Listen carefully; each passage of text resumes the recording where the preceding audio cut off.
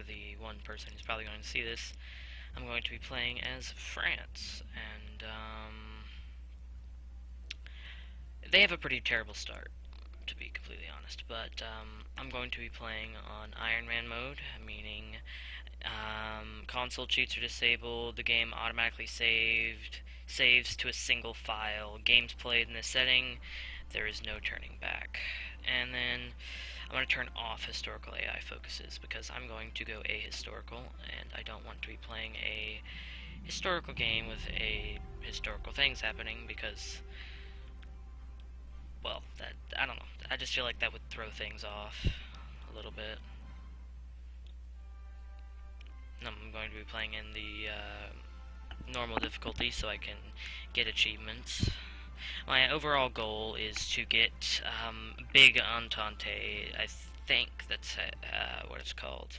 It's where you found the French fraction and last until 1948, which is pretty cool. And if I do that, I should get 3 achievements all at once. The one you get for lasting till 1948 with anyone, the one you get for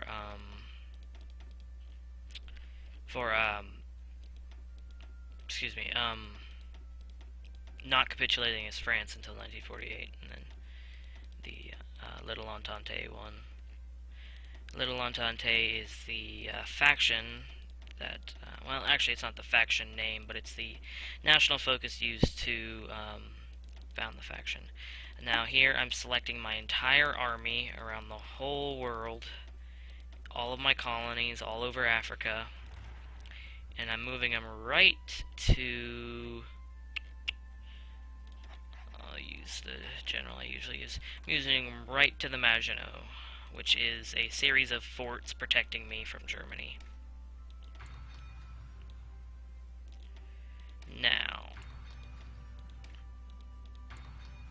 okay, so I usually don't build civilian factories as France, but for a little bit I'm going to build some civilian factories. Okay, I'll build 6, and then everything else will be military probably. Because as France, sometimes, depending on how you play, you can be thrown into combat ridiculously early, and depending on how you play it, it could be really good or really bad. So we will see how it goes for me. It's a terrible way of doing things, but so I'm gonna do it.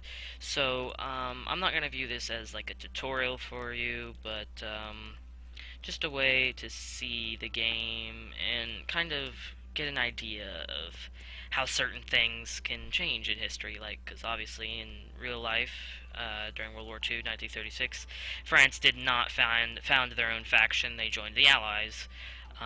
But in this one, we are going to be, let me see exactly what it's called. The national focus is Little Entente, and it forms the French Entente Alliance. So Czechoslovakia gets invited automatically, then we can invite Yugoslavia, Romania, and then we can guarantee Poland. So if Germany goes to war with Poland, we can intervene and take them out. So, we're going to do government focus first. Not like I have a choice anymore because I already clicked it, but we are not going to recruit anything because in a minute you're going to see that number go up, and that means we have a deficit of guns, meaning we do not have the required amount for our current troop number. So, let me make sure I have everything ready. Alright, now I'm going to real quick explain national unity very quickly. National unity, I'll just read the top.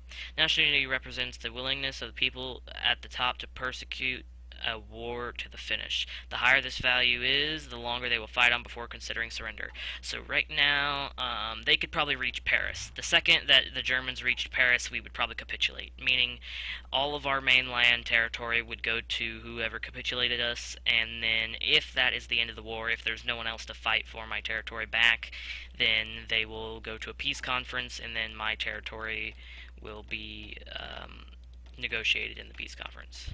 And considering if it was Germany, I probably wouldn't be playing again because they'd probably take all states. But I just assigned my entire navy to be here, which is a level 10 naval base, which probably still isn't enough to hold all those ships, but they'll be fine. My navy should be able to crush Germany's. Here I am removing all airplanes from the airfields around France, as I want all the ones I need to be in one spot, right here on the Maginot. We have almost 500 interwar fighters. I'll increase this limit by 200 to 600. I'll increase it by 200 to 632, and then we'll add, I'll add bombers. I'm not a huge fan of bombers. I just can't ever really, I don't know, I don't want to say get into them, because, they're not really something to get into. They're just a plane, but I've never been a giant fan of the bombers. And then I'm going to assign everything to Western Germany. So that's might be enough to hold air superiority over Western Germany. But if it's not the biggest deal, but it would be nice. Alright, so I'm going to hit go, and we're going to be going through days pretty quickly here. Now, my biggest worry right now is that I really don't want to let Germany remilitarize the Rhineland, which, if you don't know what that is, it's this zone here that was demilitarized by the Versailles Treaty, or the treaty that ended World War I. And it basically says that Germany can't move troops in here to protect Belgium, France, and I guess part of Netherlands, and then Luxembourg. Excuse me. It right now it's demilitarized, so they can only move troops right here. I'm not sure why they also wouldn't demilitarize this zone, but okay. So they're going to try and remilitarize it. Right now they're doing the Reichsautobahn, so I'm not going to worry about it. But next is probably the Rhineland. I doubt he'd do Reichsautobahn, then Army Innovations, because Army Innovations is kind of Army experience and research, and right now is not really the time for those boosts. So he'll probably do Reichsautobahn, Rhineland, Westwall, then the industrial efforts, because if you remilitarize the Rhineland, you get extra land forts on the French border, which is not good for me. He gets 4 forts in each province bordering me, but I have 10 forts in each province, so yeah. He's probably gonna have a hard time getting through there. Adolf Hitler, that is. I mean he. Right now, our government is very disjointed, so we are only producing 0.20 political power per day, which is insanely low. I'm kind of hoping I don't have to go to war with Germany, but if I do, I can win it. Right now, I outnumber him, as someone I know who's a friend would say, 40 to 1. Wink to those who get that reference. To the 5 people who are going to watch this video in a span of a year. But if we do go to war with Germany, the communist supporters here in France will start a civil war, which is going to be annoying because we're going to lose forces, probably some national unity. Actually, never mind, our national unity will probably go up because all the Democrats will be here in France, and all the communists will be over in the French Commune. So we're going to support the status quo, 5% national unity, fairly decent. Oh, I forgot to cancel the production of light tanks, and for now, motorized equipment, because I do not need that right now. Most of my guys don't even have guns right now, so I don't need tanks. And then the motorized, it's going to be essential for my support equipment. Support equipment is like a passive bonus to your divisions, and right now I really don't need that, as I probably don't have many support brigades. Let me check. Infantry has 1 support brigade, and that's artillery, and that uses more artillery than support equipment. So, and then we have some motorized, which has 2 supports. We have some cavalry, which only has 1, and then we have which ones are these? I'll have to separate them so I can tell the difference. Use that one. So we have some of these, which are tanks. Okay. Okay. I wonder how many times I'm going to say okay. Yeah, I guessed it right. He's going to do the Rhineland. And after that, I have a feeling he'll do Westwall. I support that with what I've seen in the past, and what I do is Germany. That's usually what I do. I usually do Reichsautobahn, Rhineland, Westwall, industrial efforts, both of them, and then I will do from there. It's very doubtful, but maybe from there I have enough to do the Anschluss. It's doubtful, but you know. If Germany's smart, they won't go to war with me, because here, let me look at what my intelligence says. My intelligence says they have anywhere between 28 to 36 divisions. So at the very least, I have almost double their divisions. I hate doing this. I just hate this one. It's just so terrible.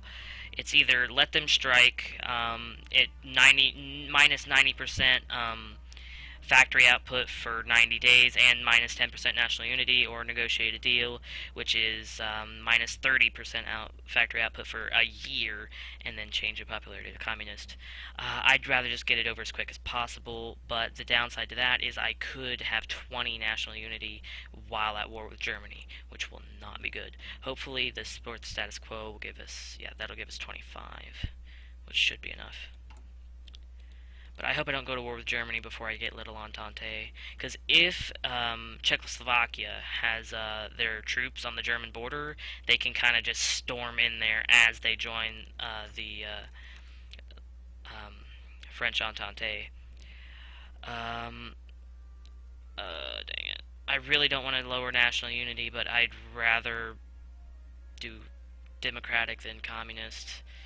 So I guess I'm going to lower down national unity, and then it'll go back up whenever I finish support the status quo, and then it'll go up again whenever these strikes are over.